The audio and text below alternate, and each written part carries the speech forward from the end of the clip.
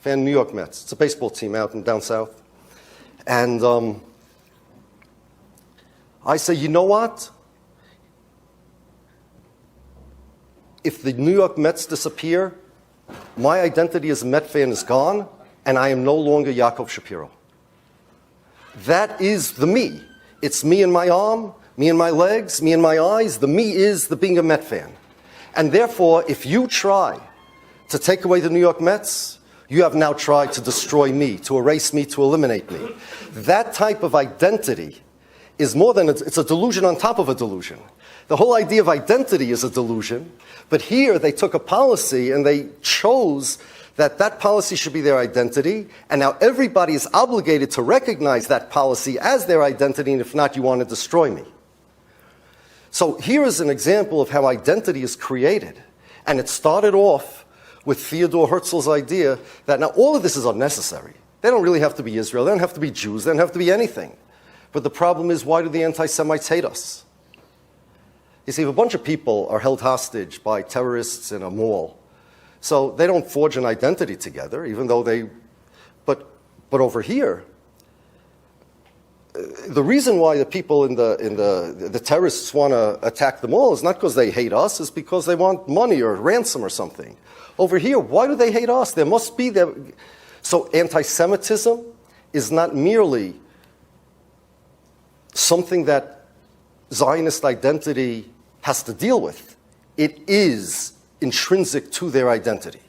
The stronger anti-Semitism is, the stronger their Jewishness is. Without anti-Semitism, their Jewishness is very weak. That Jewishness became a nationality. And this nationality became a state, and the state became the embodiment of the people, even people that don't want to buy into this identity. And a particular policy of that state became the core identity, such that it's not only an identity, which is delusion number one, it's not only the anti-Semite, Hitler decides who you are, that's number two. It's not only, okay, the state becomes the identity of the people, but the state becomes identity of people that have nothing to do with the state. But number four, on top of all this, this little policy that we're the state of the Jewish people, that becomes Israel's identity.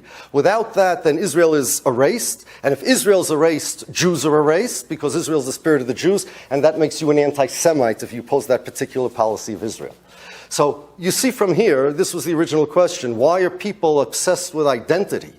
Well, sometimes identity is forged by people being in a situation together that they cannot explain, other than they must have something in common, like the anti-Semites hating Jews that in no way are visibly Jewish. So they created this psychological connection with each other that we will call identity.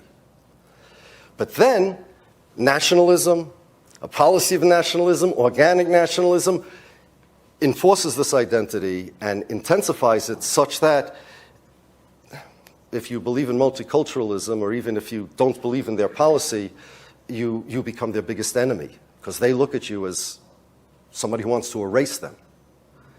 If you want to cut my nails, you're not erasing me. They're my nails. But if I believe that my nails are the core part of my identity, you want to cut my nails, you want to kill me, and you're my enemy. That's an example.